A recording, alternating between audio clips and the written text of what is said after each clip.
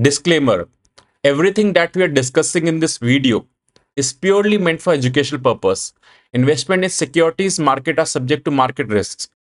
Hi folks, welcome back. So quarter 2 FY26, that is July August September quarter over हो चुका है. उसके updates and results आ रहे हैं. कुछ कंपनीज अपडेट्स दे रही हैं एंड अब तो actually full fledged result start हो चुके हैं. सो अब यहां से एक month would be very crucial because market को यहीं से एक्चुअल डायरेक्शन मिलता है कि क्या हो रहा है. हमारी इकोनॉमी में कंपनीज कमा रही है कि नहीं कमा रही. कमा रही है तो मार्केट अकॉर्डिंगली प्राइसिंग करता है, नहीं कमा रही तो एफआईज भी नहीं आते. सो लास्ट एक साल से थोड़ा माहौल ब्रॉडर लेवल पर ठंडा है, बट हाँ स्पेसिफिक पॉकेट्स में जो हम डिस्कस करते थे वहां पे अच्छी चीजें हुई हैं. बट हमें ब्रॉडर लेवल पे भी चीजें देखनी पड़ती है कि क्या चल रहा है. सो अब आई वुड से अभी तक हम क्या कर रहे हैं, अपडेट्स का डिस्कशन कर रहे थे. आज से काफी कंपनीज के रिजल्ट्स पे आए हैं, वो भी डिस्कस करेंगे. एंड अब से जिन कंपनीज के अच्छे वीडियोस आए हैं, मतलब अपडेट्स आए हैं, उनका कौन कॉल एनालिसिस भी स्टार्ट करेंगे बिकॉज कॉन कॉल में काफी ज्यादा चीजें पता चलती हैं.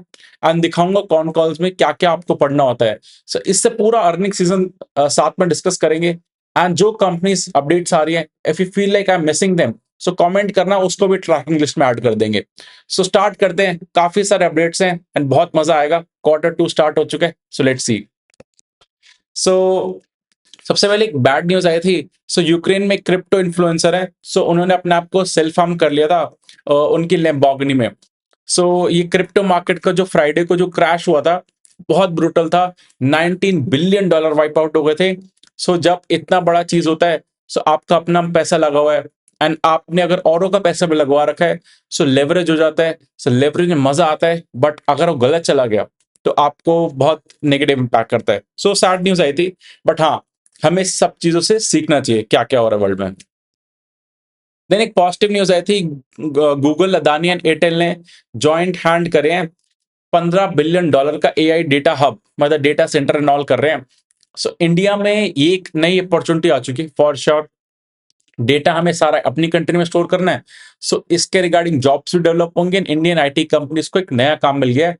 नॉट जस्ट आईटी कंपनीज, इसमें तो रिलायंस ग्रुप भी, Adani group, then Bharti Airtel. So सारे ग्रुप सारे बड़े बड़े, क्योंकि अपॉर्चुनिटी का साइज इतना बड़ा है.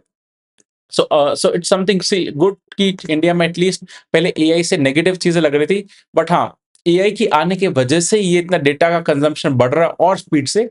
एंड अकॉर्डिंगली अब सबको डेटा सेंटर अपनी कंट्री में चाहिए. सो डेटा सेंटर पे और डिस्कस करेंगे specific in upcoming videos. Then एक और बहुत अच्छी खबर आई थी. एचसीएल टेक, अभी तक क्या था, आईटी कंपनीज ले ऑफ कर रही थी, हायरिंग रोक रही थी, टीसीएस का देख रहे थे, एक नेगेटिव इम्पैक्ट था. बट एचसीएल टेक ने बहुत ही अच्छी खबर हाईलाइट करी है कि इन्होंने 5200 फ्रेशर्स को हायर करा क्वार्टर 2 में. एंड लास्ट ईयर जो full like last financial year में जितने हायरिंग करी थी उतनी हायरिंग एचसीएल टेक ने 6 मंथ्स में कर ली this year. So let's say I will tell you the exact number.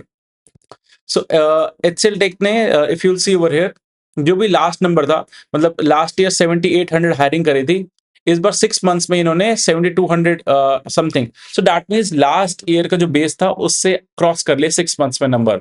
सो कुछ डेवलपमेंट्स हो रहे हैं.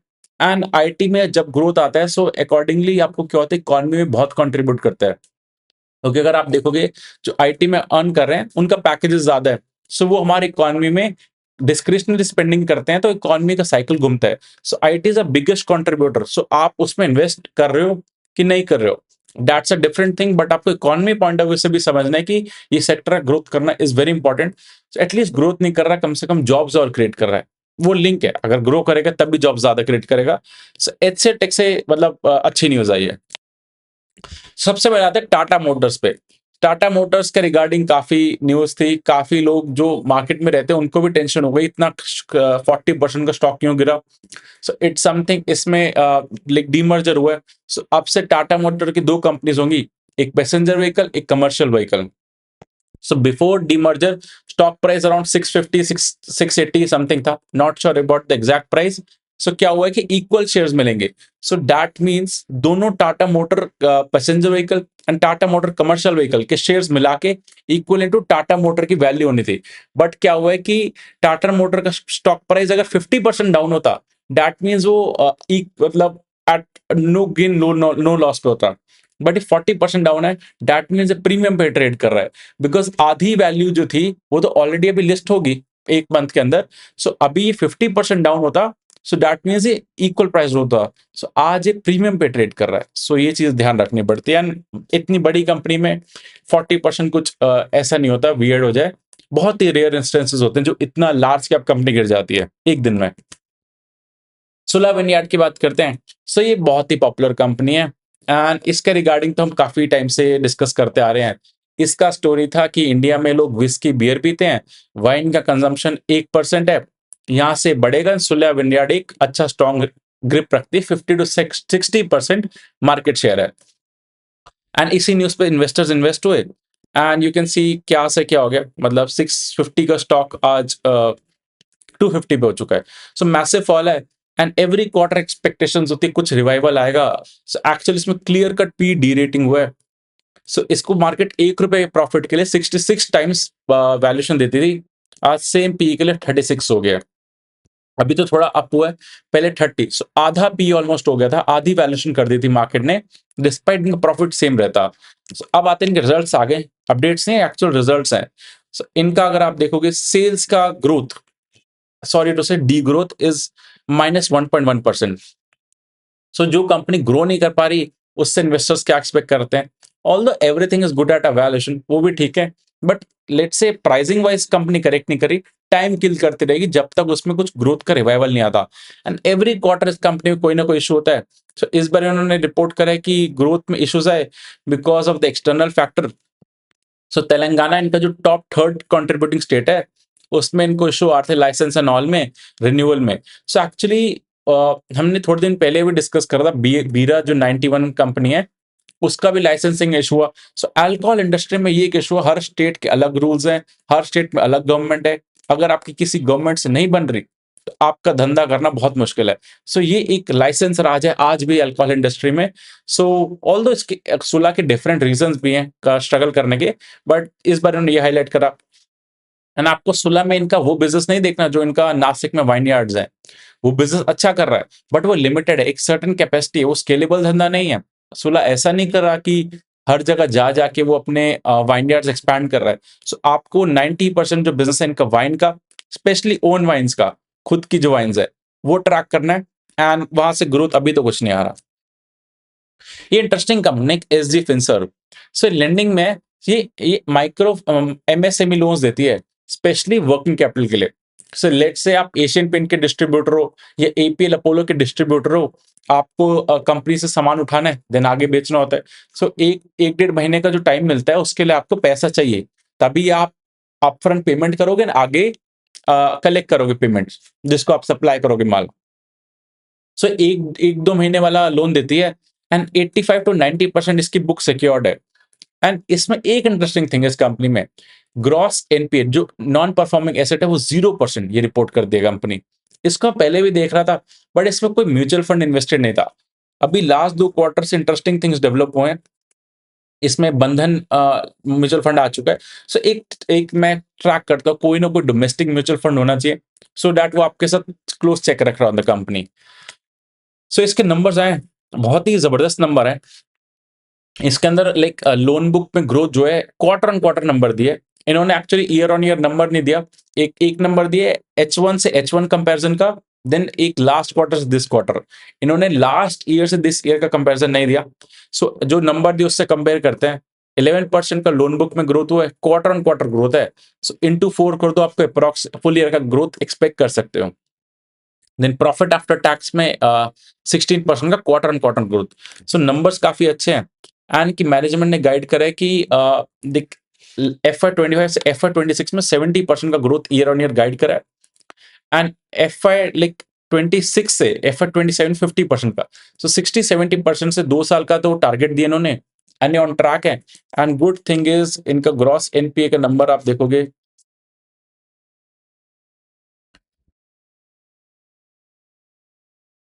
नील। So exactly zero number report करते हैं। सो ये कंपनी में डेवलपमेंट अच्छा चल रहा है, लोन बुक अच्छा है, म्यूचुअल फंड की एंट्री हुई है। सो इसको भी अलग से कवर करेंगे। So this is the company जिसके नंबर्स अच्छा है। सो फार Q2 के अपडेट्स में अगर आप देखोगे कल्याण ज्वेलर्स के नंबर अच्छे हैं, मतलब ज्वेलरी सेक्टर में ग्रोथ है, फास्ट फैशन अपैरल्स में ग्रोथ है, सोलर एनर्जी पावर में थोड़ा ग्रोथ के अपडेट्स आ रहे हैं।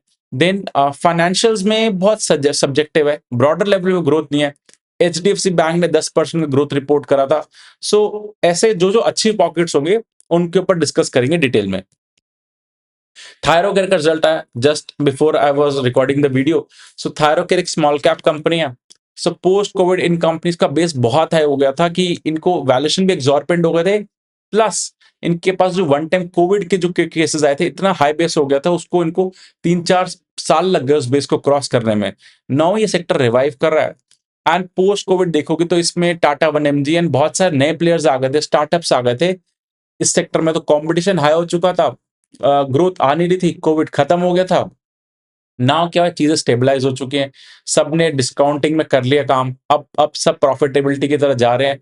एंड अभी भी इंडिया में डायग्नोस्टिक में अनऑर्गेनाइज शेयर बहुत ज्यादा है।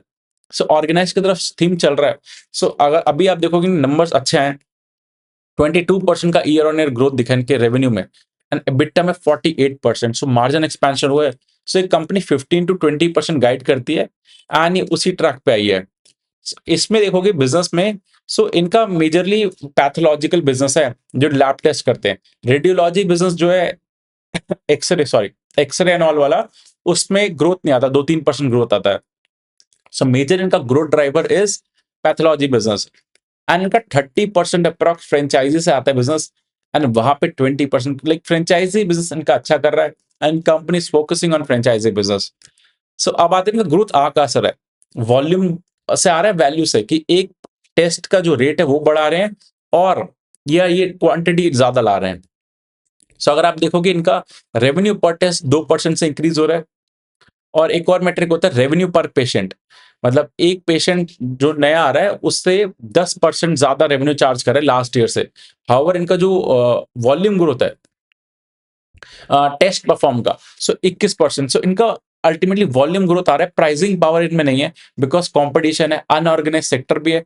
But still these companies like among the diagnostic, Thyrocare में रिसेंटली काफी डेवलपमेंट्स आ रहे हैं। So, इसको भी डिटेल में कवर करेंगे। सो ऐसे में क्यूज ड्रॉ करने होते हैं, कहाँ पे ग्रोथ है, कहाँ पे क्या हो रहा है, बिजनेस मॉडल क्या है। So these are the key things आपको I am analysing and highlighting कि कैसे कैसे चीजें पढ़नी होती हैं। अब आते हैं आनंद राठी वेल्थ पे। इसको हम जब से ट्रैक करें कंपनी में काफी अच्छा रिटर्न दिया है। इसमें पी री रेटिंग हुआ सिग्निफिकेंट, लास्ट 3 साल में देखोगे। इसको पी मिलता था 19-20 का, आज ये 80 का पी हो गया, बिकॉज ये company only company in the capital markets जो सबसे लेस डेविएशन देती है। डिस्पाइट मार्केट में स्लो डाउन होता है, तब भी इनके न्यू इनफ्लोज आते हैं, एंड ये कंपनी में रेवेन्यू में 20% to 30% की ग्रोथ हर ईयर दे रही है। And like very good track record. अब तो इनकी ब्रोकिंग कंपनी अलग लिस्ट हो गई, जिसको मैं डिटेल में कवर करा था। All the valuation come fund नहीं, सुपर एक्सपेंसिव कैटेगरी में जा रही है, but this company is consistently delivering, तो इसलिए मार्केट इसको एक्सपेंसिव ट्रेड कर रही है। एंड जो भी कंपनी अब तक डिस्कस करी, सब में रिस्क है, market is subject to market risk only. So आपको काफी ध्यान से चीजें करनी होती है, हर बिजनेस के रिस्क है। सो आई एम कवरिंग अभी शॉर्ट में, सो अदरवाइज जब डीप में जाएंगे तो आपको रिस्क भी हाईलाइट करूंगा। एक आनंद राठी में वैल्यूएशन रिस्क है। सो इनका एसेट अंडर मैनेजमेंट का नंबर है 22% ग्रोथ है, प्रॉफिट आफ्टर टैक्स में 31% का ग्रोथ है। So that means operating leverage मिल रहा है, बिकॉज आपने जैसे आरएम्स होते हैं उनको हायर कर लिया, प्लेटफॉर्म बना लिया। अब जितना इंक्रीमेंटल सेल आएगा, आपको और आरएम नहीं हायर करने होते, अब एफिशिएंसी प्ले आउट होता है। सो वो वेल्थ मैनेजमेंट इंडस्ट्री में हो रहा है। सो ओवर ईयर्स इनका अभी मार्केट शेयर बहुत छोटा है।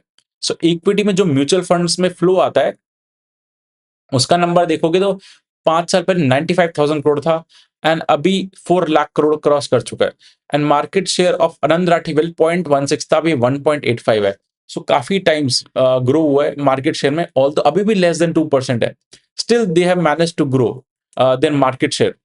सो company is on a great growth trajectory, because ये H N Is and ultra H N Is बहुत अमीर लोगों के साथ काम करते हैं, they don't work with retail investors. इसलिए इनका मार्केट शेयर कम है, बट जो इनके क्लाइंट्स है वो काफी प्रीमियम रहते हैं। बट वैल्यूएशन कंफर्ट नहीं है, but company is doing good work. And बहुत ही कम कंपनीज होती हैं, अपना कॉन्फिडेंस होना चाहिए कि जो गाइडेंस दिए 6 मंथ्स में 50% अचीव कर लिया, एंड प्रॉफिट लाइक रेवेन्यू में, एंड प्रॉफिट आफ्टर टैक्स में 52%। सो वेरी गट्स चाहिए होते हैं, एंड उसको अपनी पीपीटी में डिस्प्ले भी करना चाहिए, मतलब they are on the right track. IREDA पे आता है जिसमें लोग बहुत फंस चुके हैं। सो इरेडा का प्राइस टू बुक अगर आप देखोगे, सो ये पहले लाइक 9 के प्राइस टू बुक पे था। इतना तो बजाज फाइनेंस पे नहीं है, 6-7 पे है। सो इरेडा को इतना ज़्यादा पी मिला था क्योंकि लोग आईपीओ के बाद क्रेज़ी हो गए थे अबाउट इरेडा। ने इरेडा ने सबको बाय बाय कर दिया एंड सब लोग फंस चुके थे। एंड तब इसका 3.8 के अराउंड प्राइस टू बुक आ गया था, जो ठीक है, 3 से 4 के बीच में ज़्यादातर एनबीएफसीज ट्रेड करते हैं। इस कंपनी में ग्रोथ आ रही थी एंड एसेट क्वालिटी बहुत अच्छी थी, सो चीज़ें इंप्रूव होती गई। बट रिसेंटली अपडेट्स आए हैं, तो अपडेट्स में 26% का ईयर ऑन ईयर रेवेन्यू में ग्रोथ है, प्रॉफिट आफ्टर टैक्स से 42% की ग्रोथ है। सो नंबर्स अच्छे हैं। बट आप देखोगे कि इनका इशू क्या है, ग्रॉस एनपीए बहुत सिग्निफिकेंट स्पाइक हुआ है। सो इनका ग्रॉस इन पे पहले कम हो रहा था, 2-2.5% की रेंज में था। देन ये 4% के अप्रॉक्स चला गया था, जेंसल वाला इशू हुआ था। सो ये ग्रीन एनर्जी में लैंड करते हैं। सो जितने भी प्रोजेक्ट्स चल रहे होते हैं green energy, like clean fuel में, सो वहां पे लोग लैंडिंग करते हैं। इनका अच्छा ट्रैक रिकॉर्ड था। बट जेंसॉल ने क्या करा, इनके 700-800 करोड़ का एनपी हो गया। सो वो अभी चल रहा है। सो लास्ट क्वार्टर वो हाईलाइट हुआ था, दिस क्वार्टर भी है, तो उस वजह से इनके ग्रॉस एनपी 4% के हो चुके हैं। सो ये कंसर्निंग थिंग है। लेंडिंग में आप धंधा इजी होता है करना, बट रिकवरी नहीं आ रही तो बहुत पिटाई होती है। सो ये एक्चुअली इनका सिक्योर्ड बुक नहीं होता, ये लाइक मिक्स करते हैं बुक को। सो ये ट्रैक करना है।